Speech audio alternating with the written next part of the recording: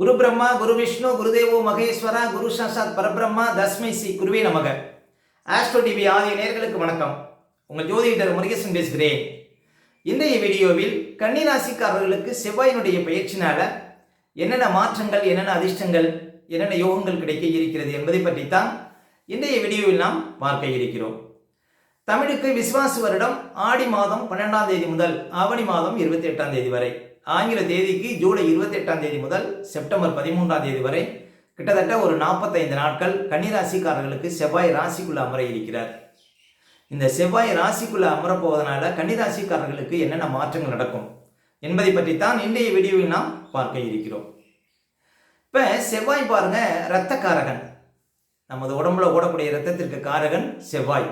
அப்போ ஒரு ஜாதகத்தில் செவ்வாய் பலம் பெற்றிருந்தாலே நல்ல இரத்த ஓட்டம் இருக்கும், நல்ல சுறுசுறுப்பு இருக்கும். பாருங்க, எந்த காரியத்திலும் இறங்கி வெற்றி பெறுவதற்கு செவ்வாய் ஜாதகத்தில் பலமாக இருக்கணும். அதாவது தைரிய வீரியத்திற்கு காரகன் பாருங்க செவ்வாய். அதே போல நாட்டை பாதுகாக்கக்கூடிய பணிகளில் ஒருவர் சிறந்து விளங்கணும் அப்படின்னா செவ்வாய் லக்னத்தோடையோ லக்னாதிபதியோடய சம்மந்தப்பட்டிருக்கணும். அதே போல விளையாட்டுக்கு காரகன் பாருங்க செவ்வாய், கரண்டுக்கு காரகன் செவ்வாய், பூமிக்காரகன் செவ்வாய். இந்த ரியல் எஸ்டேட் துறையிலெல்லாம் ஒருவர் அதிகமாக சம்பாதிக்கணும் அப்படின்னா செவ்வாய் லக்னத்தோடையோ லக்னாதிபதியோடையோ சம்மந்தம் பண்ணுங்க. அப்போ செவ்வாய் எந்த விதத்திலாவது லக்னத்தோட லக்னாதிபதியோட சம்மந்தப்பட்டிருந்தால் பாருங்க, அவர்கள் வாழ்க்கையில் அதிகார பதவி, ஆணையிடக்கூடிய பதவி இதெல்லாம் தேடி வரும் அப்படின்னு சொல்லலாம். ஒருவர் ரொம்ப சுறுசுறுப்பாக இருக்கிறார், ரொம்ப பஞ்சுவாலிட்டியாக இருக்கிறாருன்னா அவர் ஜாதகத்தில் செவ்வாயினுடைய தொடர்பு லக்னத்துக்கோ அவருடைய லக்னாதிபதிக்கோ இருக்குன்னு தான் அர்த்தம். சரி, இப்போ கன்னிராசிக்காரர்களுக்கெல்லாம் செவ்வாய் 12ஆம் இடத்துல இருக்கிறார் ஜூலை 28ஆம் தேதி வரையும். ஜூலை 28ஆம் தேதிக்கு பிறகு ஒரு 45 நாட்கள் ராசிக்குள்ளே அமர போகிறார். கன்னிராசிக்காரர்களுக்கு இப்போ சனி பகவான் பாருங்க 7ஆம் இடத்துல வந்து ராசியை பார்த்துட்டு இருக்கிறார். கன்னிராசிக்காரர்களுக்கு தற்போது கண்டக சனி காலம். அதே போல குரு பகவான் 10ஆம் இடத்துல இருக்கிறார். 6ஆம் இடத்துல ராகு, 12ல் கேது இருக்கிறாங்க. சரி, இந்த செவ்வாய் பயிற்சி என்ன செய்யும்? ஜூலை 28ஆம் தேதி வரையும் ஒரு சில விஷயத்துல கவனமா இருக்கணும். ஏன் அப்படின்னா கன்னிராசிக்காரர்களுக்கு 3ஆம் அதிபதி கேது நோக்கி போறார். 3ஆம் இடங்கிறது தைரிய ஸ்தானம். மனசுல கொஞ்சம் தைரியம் குறையிற மாதிரி தெரியுங்க ஜூலை 28ஆம் தேதி வரையும்.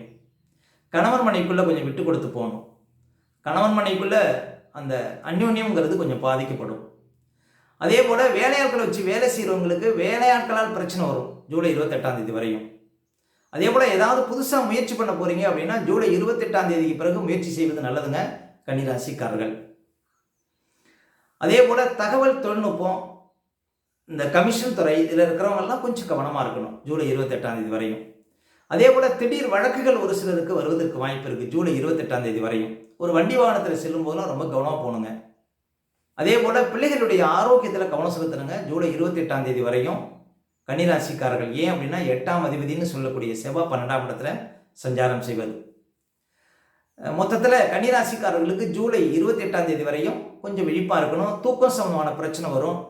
அதே போல் வயிறு சார்ந்த பிரச்சனை வரும். கால்களில் ஏதாவது அடிபடக்கூடிய சூழ்நிலாம் கொடுக்கும்.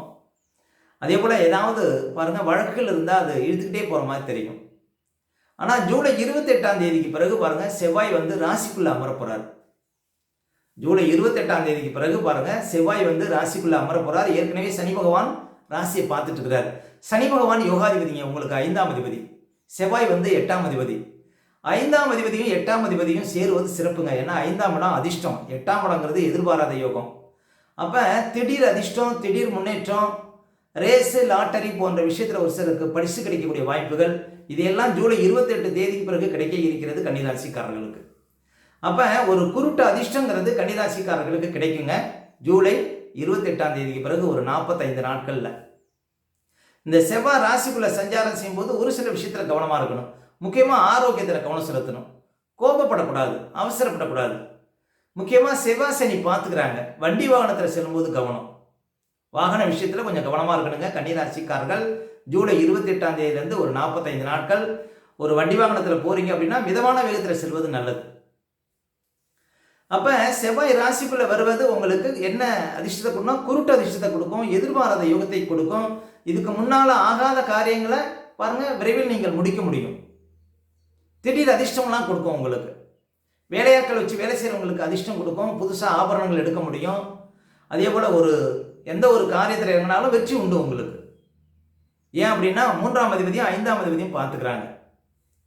இது பாருங்க உங்களுக்கு நன்மை. அப்போ செவ்வாய் ராசிக்குள்ளே வந்த பிறகு ஒரு சில விஷயத்தில் கொஞ்சம் கவனமாக இருக்கணும். அதாவது அவசரப்படக்கூடாது, கோபப்படக்கூடாது, ஆரோக்கியத்தில் கொஞ்சம் கவனம் செலுத்தணும், அவ்வளோதானே தவிர மற்றபடி பாருங்கள் உங்களுக்கு குருட்டு அதிர்ஷ்டத்தையும் நல்ல முன்னேற்றத்தையும் கொடுக்க இருக்கிறார் செவ்வாய் பகவான் ஜூலை 28 பிறகு. அப்போ புதுசாக ஏதாவது இடம் வாங்கணும், வீடு கட்டணும் அப்படின்னு நினைக்கிறவங்களுக்கு கூட அதிர்ஷ்டம் கொடுக்கும் செவ்வாய் ராசிக்குள்ளே வந்த பிறகு. கரண்ட் சார்ந்த விஷயத்தில் கொஞ்சம் கவனமாக இருக்கணும். அதே போல் பாருங்கள், செவ்வாய் ராசிக்குள்ளே வந்த பிறகு அவர் 8ஆம் அதிபதிங்கிறதுனால எதிர்பாராத ஒரு மாற்றம், திடீர் முன்னேற்றம் இதெல்லாம் ஒரு சிலருக்கு கிடைக்கும் அப்படின்னு சொல்லலாம். அதே போல் சனி பகவான் ராசியை பார்த்துட்டே இருக்கிறார். கன்னிராசிக்காரர்களுக்கெல்லாம் கண்டக சனி காலம். சனி பகவான் ராசியை பார்க்கறதுனால பாருங்கள் கண் திருஷ்டி நிறைய வரும் கன்னிராசிக்காரர்களுக்கு. நீங்கள் ஏதாவது ஒரு தொழில் பண்ண போகிறீங்க, ஏதாவது ஒரு காரியத்தில் இறங்க போகிறீங்கன்னா வெளி ஆட்கிட்ட யாருக்கும் சொல்லக்கூடாது. உங்கள் குடும்ப நபர்கிட்ட சொல்லலாம். வெளி ஆட்கிட்ட சொன்னீங்கன்னா அந்த காரியம் நடக்காது. ஏன் அப்படின்னா கண்டக சனி காலகட்டத்தில் பாருங்கள் உங்களுக்கு கண் திருஷ்டி அதிகமாக ஏற்படும். அப்போ 2027 ஜூன் வரையுமே உங்களுக்கு கண்டக சனி காலம். இந்த சனி ராசியை பார்க்கறதுனால பாருங்கள் நிறைய பேருக்கு கணவன் மனைவிக்குள்ள பிரச்சனை வரும். அதனால் கொஞ்சம் விட்டு கொடுத்து போகணும். கொஞ்சம் கடின உழைப்பு தேவை. ஏன்னா சனியுடைய பார்வை ராசிக்கு விடுவதனால. சனி பகவான் ஒரு மந்த கிரகம். உடம்புல அசதி, சோம்பல் இதெல்லாம் இருக்கிற மாதிரி தெரியும். கடுமையாக போராடுறவங்களுக்கு எந்த பிரச்சனையும் இருக்காதுங்க. அப்போ சனி பகவான் ராசியை பார்க்கறதுனால கண்டக சனி காலகட்டத்தில் ஒரு வேலையில் இருக்கீங்க அப்படின்னா மேலதிகாரிகளை பகித்து கொள்ளக்கூடாது. அதே போல் ராசியை சனி பார்க்கறதுனால யாரும் வேலை இல்லாமல் இருக்க மாட்டீங்க. ஏன் அப்படின்னா சனி தொழில்காரகன். அவர் ராசியை பார்க்கறதுனால வேலை இல்லாதவங்களுக்குலாம் வேலை கிடைச்சிடும். சனி பகவானுடைய பார்வை என்ன செய்யும்? அவர் யோகாதிபதி. அவருடைய பார்வை உங்களுக்கு நன்மையை கொடுக்கும்.